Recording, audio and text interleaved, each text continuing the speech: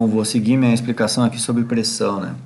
Primeiro eu quero deixar claro uma coisa assim, ó, muita gente acha que pressão, né? Porque o cara pensa em pressão, pensa em encher o pneu no posto e quando tu enche o pneu, tu mete uma manga no pneu e empurra ar lá pra dentro. Então muita gente pensa que pressão é a quantidade de ar que tu enfia pra dentro do pneu, né?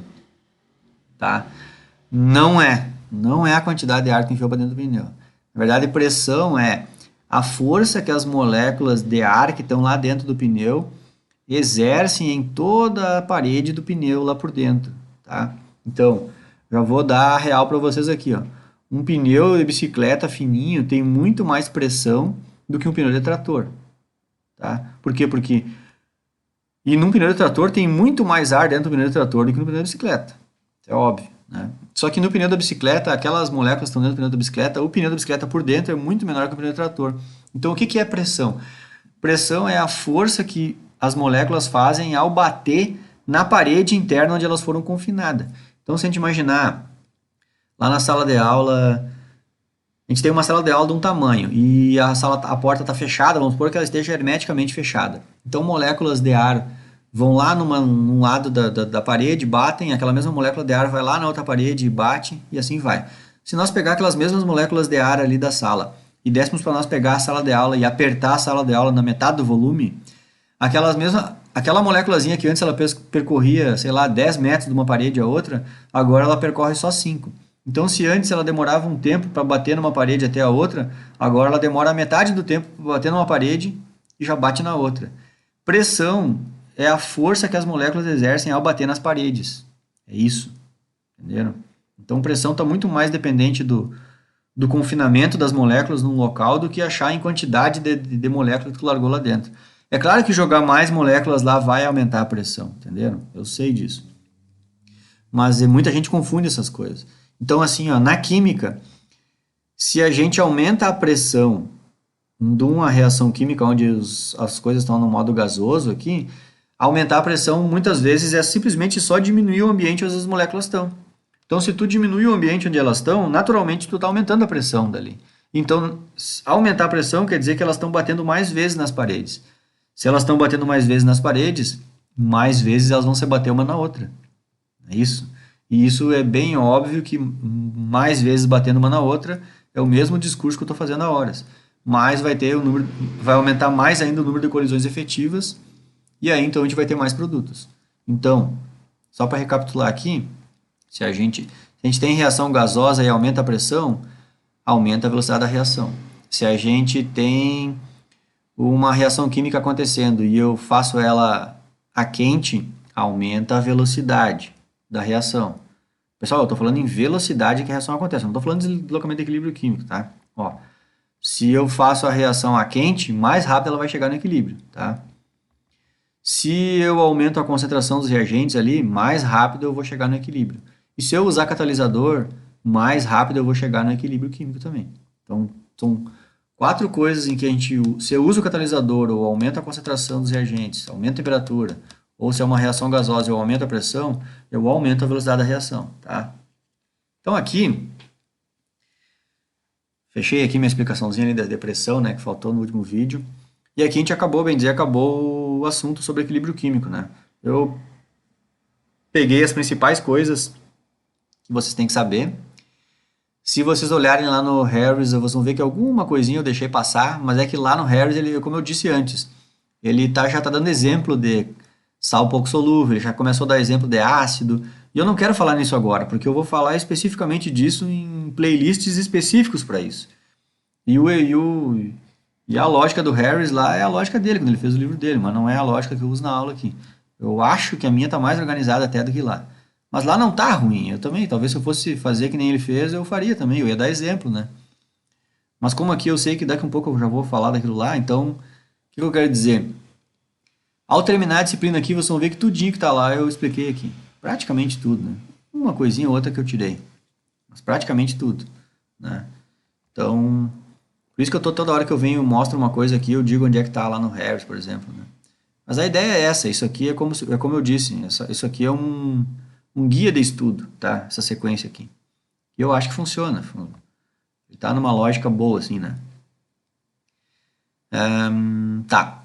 que falta aqui? Não falta nada a não ser o último exercício lá da lista de exercício, né? E já expliquei tudo sobre equilíbrio químico, tá? O que é esse último exercício aqui, ó? Quando a gente faz cálculo da... Aqui esse exercício ele é uma reação genérica, ó. Eu tenho o reagente A que reage com B, formando C e D. Mesmo esquema de sempre aqui, né? E aí, já me disseram a constante de equilíbrio. Me disseram que a constante de equilíbrio dessa reação é 0,3, tá? Então, aqui, no momento que me dizem a constante de equilíbrio, na prática é quase como me dissessem assim, ó, olha, eles reagem e a proporção do troço é essa, entendeu? Porque a constante de equilíbrio é a proporção em que eu vou ter reagente dividido por produto. Então, se eu sei a constante de equilíbrio, eu posso tirar várias conclusões em relação a isso. Então, é por isso que eu inventei esse exercício aqui, ó. Na real, ele é um exercício, como é que eu vou dizer? Parece meio sem graça, mas ele é coringa para muito exercício. Muito, muito, muito. Ele é, como é que eu vou chamar isso aqui? É um exercício base, assim, meio básico, né? De tu entender equilíbrio químico. Então, eu montei ele de forma bem simples, que é só isso, ó. Eu disse que tem reagentes genéricos, nem entrei em questão, né? Por isso que esse exercício aqui, ele é digamos que ele é um molde de exercício, né? Eu, em cima desse aqui, eu posso montar 500, 1000 exercícios. Eu só vou botando reagente tal, não sei o que, muda constante, assim vai, tá? Bom, deixa eu falar aqui, então, do exercício. A gente tem o reagente A reagindo com B, formando C e D. Foi dada a constante de equilíbrio em que isso acontece e o valor é 0,3 a constante de equilíbrio. Depois foi dito para a gente que a gente tem 0,2 mol do A reagindo com 0,5 do B, tá? E esse número de mol aqui de A e de B, eles foram dissolvidos em 1 litro. Então aqui já está, não sei se vocês devem lembrar aí da química, geralmente a gente ensina isso em química geral experimental lá, né? A concentração das soluções e tudo mais. Então se tu sabe o número de mol por litro, essa é a molaridade, né? Concentração em molaridade, tá? E aí depois pergunta assim, ó, qual vai ser as concentrações que a gente vai ter de A, B, C e D quando a reação chegar no equilíbrio. É bem isso. Deixa eu dizer o enunciado do exercício em outras palavras.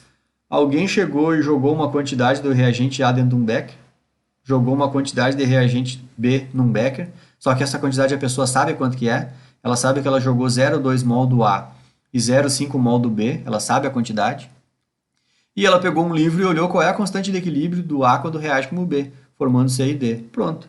Só sabendo essas duas informações, quanto que ela jogou no becker e a constante de equilíbrio que ela leu lá no livro, achou na internet, sei lá como, ela já consegue imaginar quanto que vai ficar de A e B, C e D dentro do becker. E essa é o que a gente vai fazer o cálculo aqui, né? Então, como é que a gente faz esse cálculo aí, ó? O cálculo a gente faz assim, ó. Deixa eu tapar essa resposta aqui, vamos deixar só a pergunta lá. Ó. Primeiro, a gente costuma na química, é muito comum na química fazer essa lógica aqui, ó. A gente escreve a reação química que acontece, aliás. Reagente A reage com o B, formando o C e o D. A gente escreve uma linha logo abaixo e depois uma linha depois da primeira, né? Faz duas linhas abaixo aqui. Na primeira linha, a gente costuma dizer o que é o início da reação.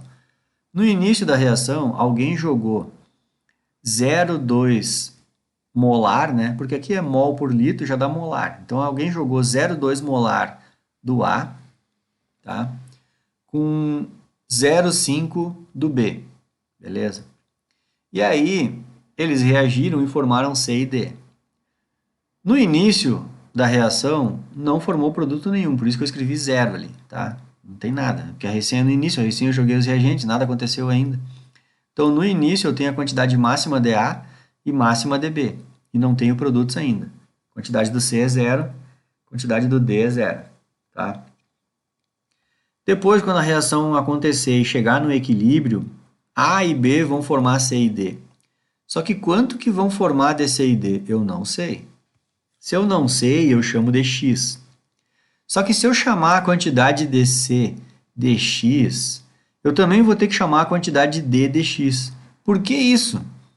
Porque percebam que quando não tem número escrito aqui na frente, é porque a cada 1 mol de A, eles reagem com 1 mol de B.